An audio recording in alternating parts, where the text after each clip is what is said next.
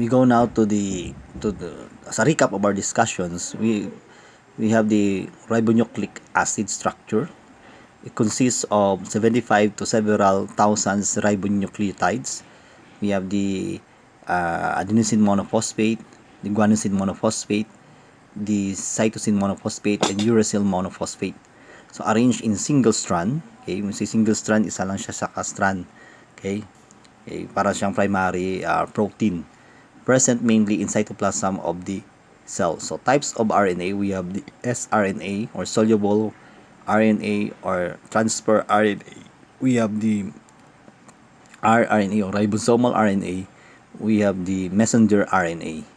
So by the way, class, I have to add about the examples of peptide and protein hormones or drug. Okay, they play the important role, and they have their pharmacologic actions. Okay, and they have their biological actions in the body. So you have the adrenocorticotropic hormone or ACTH. This is the pituitary. Okay, found in pituitary gland, stimulates the production of adrenal hormones. Okay, we have angiotensin 2, blood plasma. Ito itong causes blood vessels. So usually angiotensin 2 is generated when there is what we call a water and sodium retention in our body. So we will discuss this one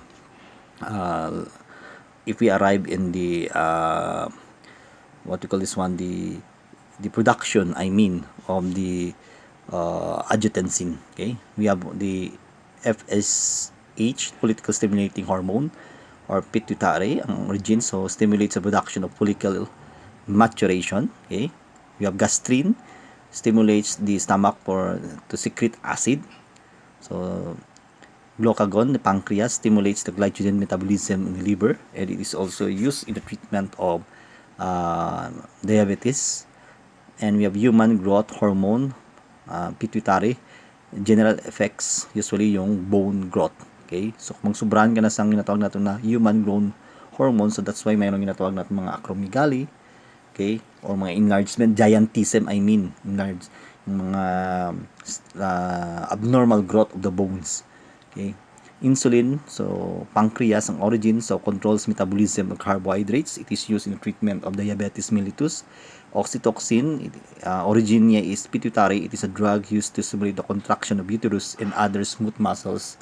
Okay, it is injected during labor. Okay, prolactin, pituitary. Ito yung nag-stimulates ng lactation. Okay, lactation of milk in the female. Somatostatin, hypothalamus, inhibits the production of the human growth hormone. So somatostatin is given kung mayroong abnormal bone growth that is due to the abnormal production of human growth hormone. So usually magkaroon ng giantism na tagaan sa somatostatin drug. Vasopressin is known to be the origin in pituitary, decreases the urine volume, or known to be the antidiuretic drug. Okay. So structure of RNA, we have soluble or transfer RNA. This makes up 50% of the total RNA in the cells. So usually present in soluble phase of the cytoplasm, okay, or in the cytosol. So functions, it carries amino acids from the cytosol. So mga cytosol, that is the liquid part, okay, to the ribosomes in the process of protein synthesis or protein production. Okay, so number 2, we have rRNA, or known as ribosomal RNA. So it makes up 80% of cellular RNA present in ribosomes of the cells. So synthesized in the nucleus as a complementary strand for nuclear DNA. Okay, so it is broken down into pieces, then associated with several proteins. So may mga ribosomal particles siya. So we have 40S and 60S. So these are considered to mga ribosomal subunit. Dito mo makita yung 60S and yung mga 40S. Okay, ito yung tinatawag natin na protein site for the synthesis process. Okay, and usually it is contain large amount of the methionine amino acids. Okay, so the ribosome is responsible for protein synthesis from the amino acids carried by the tRNA according to the information provided by mRNA. Usually, yung messenger natin, information usually is given by the mRNA, and then yung protein, okay, yung amino acids, amino acids carrier is the transfer RNA. So usually ito yung mRNA, siya yung nag-send ng message dito. Okay? So this is known to be yung codon, okay? Codon, that is the arrangement of the different nucleotides during the protein synthesis. Okay? So yung ribosomes mo, take note, ito yung nag-synthesize. So we have 50S ribosomes, 22S, 5S, 34 proteins. Usually ito ang involved sa protein synthesis. Usually once nagkaroon ng natawag natin na magkaroon ng natawag natin na carrying of the amino acids, so usually nag-form dito ng codon. Okay? So ito yung tinatawag natin na 30S ribosomes plus 16S plus 21 proteins that is needed in the protein synthesis. Okay? So this one, ito yung natawag natin na site o aminoglycoside binding. Kung i-apply natin drug, example, this is the bacterial cells. Ito yung ginagawa ng bacterial cells during the protein synthesis. Okay? So it's just a brief discussion ng class. Kasi ito more yun ito sa microbiology. Kasi microbiology and then the biochemistry is related lang siya. Okay? That is a general info. So hindi lang yung mag-focus dito. Next, we have messenger RNA known as 5% of the RNA. Next, it is synthesized in the nucleus from DNA. Then it passes to the ribosomes. Okay? So messenger RNA carries the message from the DNA in the nucleus to the ribosomes in the cytosol. Kasi siya yung mag-carry ng message ng coming from DNA for the protein synthesis process. Okay? So we have RNA and DNA. So ano yung mga tawag natin ng mga sugar group? Deoxyribose, ribose. Yung purines is composed of adenine and guanine. Adenine and guanine man ang RNA. Sa pyrimidines, so itong pyrimidines, purines are structure. So cytosine, thymine, and we have uracil and cytosine. Sa occurrence, usually nucleus ang DNA, ito cytoplasm and nucleus. Sa double helical structure, present, ito wala. Okay? Pleated shape, ito Function, preservation of genetic characters, and then protein synthesis. Sa types niya, 1 type, 3 types yung RNA. Okay? Sa biological importance of nucleic acid, so carry the inherited characters are DNA. The genes which carry inherited characters are DNA. So ano yung mga characteristic ng DNA? Yun ang kine-carry ng nucleic acid. Okay? The synthesis of proteins requires 3 types of RNA which are synthesized by DNA. So trials are made to prove relationship between cancer and nucleoproteins.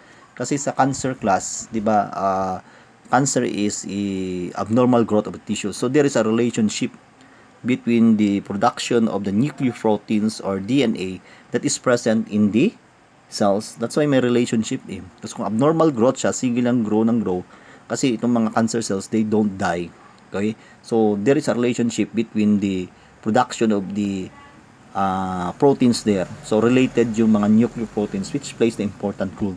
Yung mga messenger RNA, RNA, and sRNA which are involved in protein synthesis, which also involved in the abnormal growth of the tissue or cells or known as cancer cells.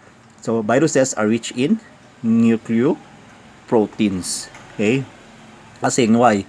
Because the viruses enters the cells, okay?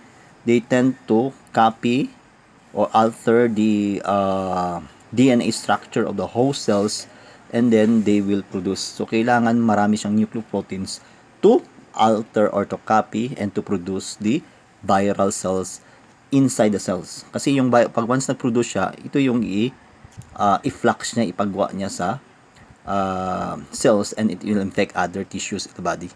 So memory may be related to the formation of RNA in the brain. Okay? Next, free nucleotides plays an important role in energy transfer.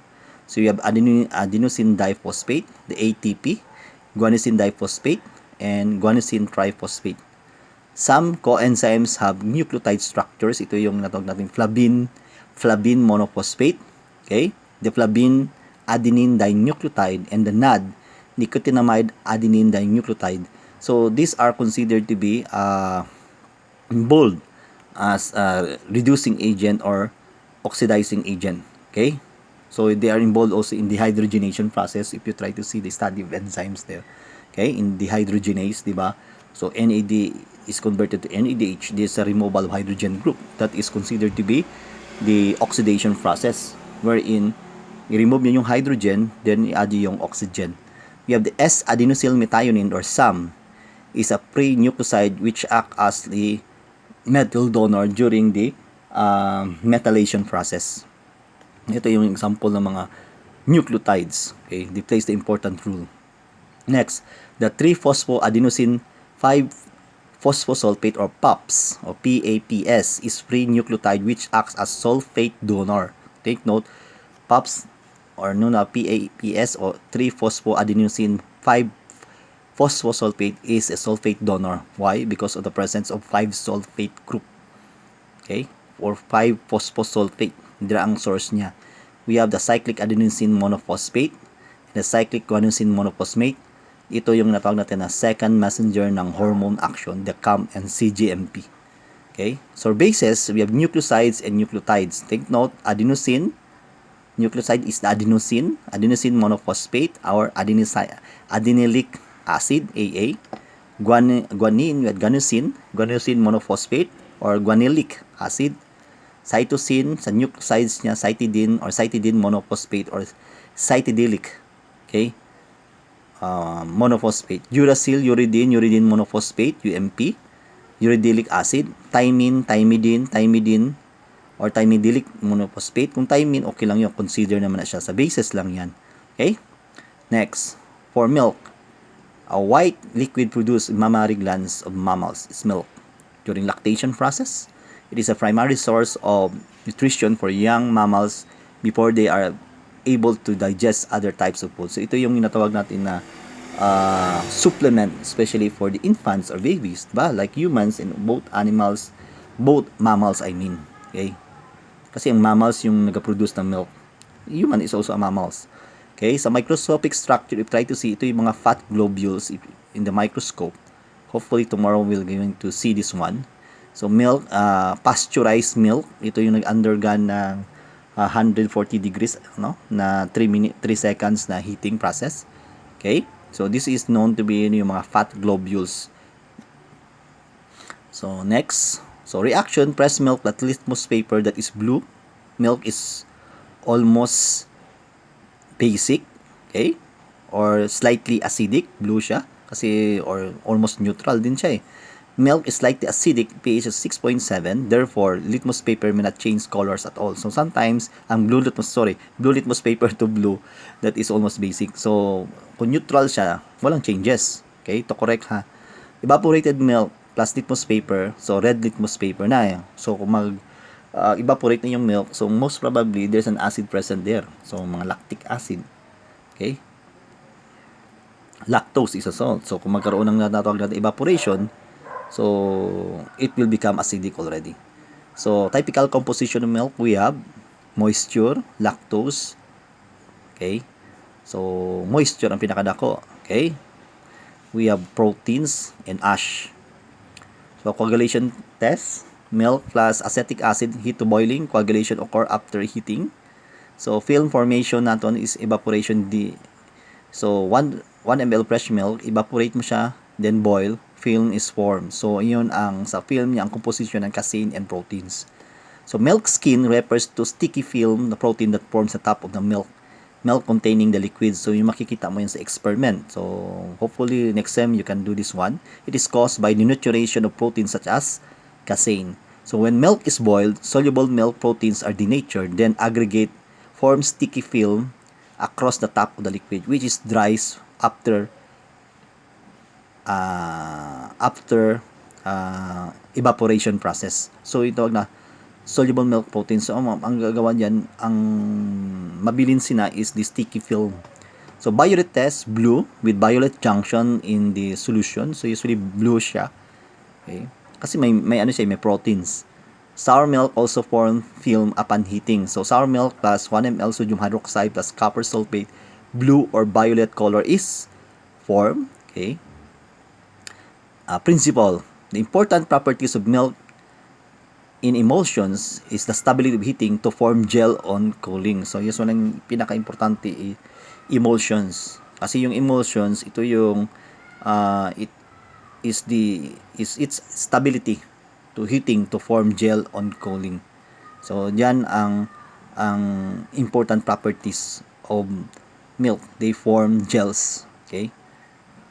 Gel, I mean, the decrease in interfacial tension, the formation of film surrounding the fat droplets. So usually, a decrease in interfacial tension, okay, and formation of film surrounding the fat droplets. So may mga film niya, kasi yung film yun ang nag-protect, okay, protect sa fats doon, okay. So caseinates are excellent surfactants found in milk and has ability to envelope fat globules, take note, or air bubbles with protein membrane and high elasticity and resistant to disruption during upon heating. So yung nag-protect hamba ko sa inyo is the caseinates. It is a film. So parang envelope yan ang nag-protect sa mga fat globules together with the proteins that is found in the milk. Okay? So action of hot alkali. So you mix milk with 2 drops of concentrated sodium hydroxide, heat. So usually the product is yellowish. For precipitation of casein, so this is diagram. So 20 ml plus 10 ml water plus a drop. You add drop by drop HCl. So with constant stirring, so usually may flocculent precipitate. Parang curdy precipitate yan. Okay? Allow the precipitate to settle. Decant the supernatant liquid. Yung decant, so laon nyo. So reserve mo sa pH determination. So filter and dry the casein. Precipitate between filter papers. So casein plus alcohol, you stir. So filter and dry between filter papers. So place the casein in the beaker and cover with ether. Heat and warm bath for 10 minutes. So you have to filter and reserve for this one for the next procedure. So dry the precipitate between the filter papers. Grind the powder using the mortar and vessels. So ito yung tinatawag natin na preparation ng casein. So test for casein. So water insoluble. Dilute HCl insoluble. So soluble sa sodium hydroxide o sa base. Insoluble sa sodium chloride. Reddish brown Million's test. Sa copper sulfate test. Okay, this is violet test. Violet solution. Hopkins school. There is a violet ring junction. Meaning, ito yung result niya class. So positive sa proteins. Okay. So detection of colorable proteins. You have filtrate, heat over the flame. So mayroon siyang formation ng white coagulum. Okay.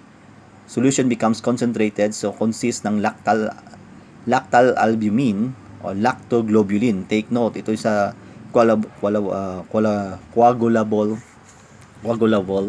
proteins. Precipitate test. So we have water, insoluble, dilute HCl, dilute sodium hydroxide, soluble dito, insoluble, Million's test. Again, so reddish brown, violet solution, violet ring junction sa Hopkins school test, meaning mayroon siyang protein.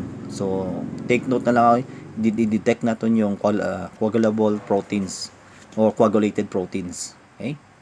So test for phosphates. So yung 1 ml filtrate mo plus nitric acid.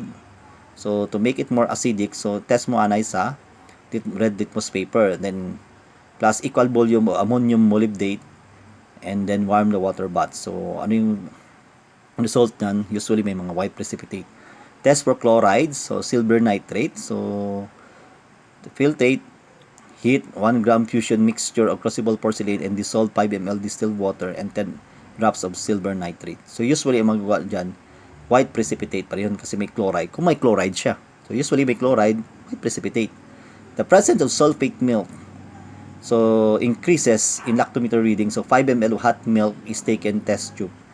So soluble is taken in a test tube. So soluble acid, example citric acid, is added, and then the whey obtained is separated and filtered. Yung whey, that is another put on another test tube, 0.5 ml of barium chloride is added. So appearance of precipitate indicates the presence of ammonium sulfate.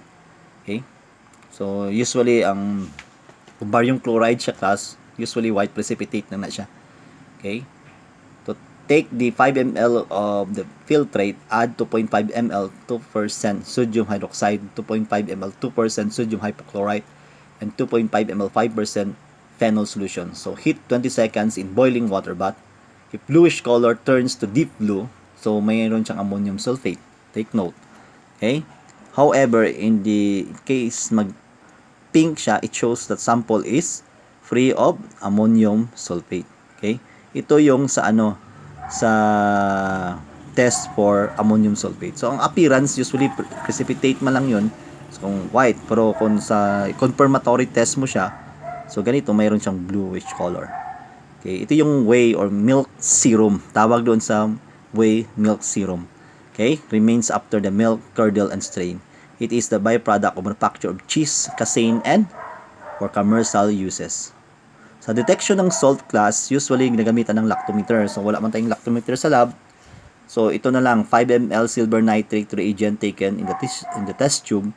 So, you add 2 to 3 drops potassium dichromate, add 1 ml filtrate above in the test tube and mix thoroughly. So, if the contents of the test tube turn yellow, take note, then milk contains salt. Kung nag-chocolate or reddish, so free from salt. Okay, yan kasi may mga milk kasi na may salt content.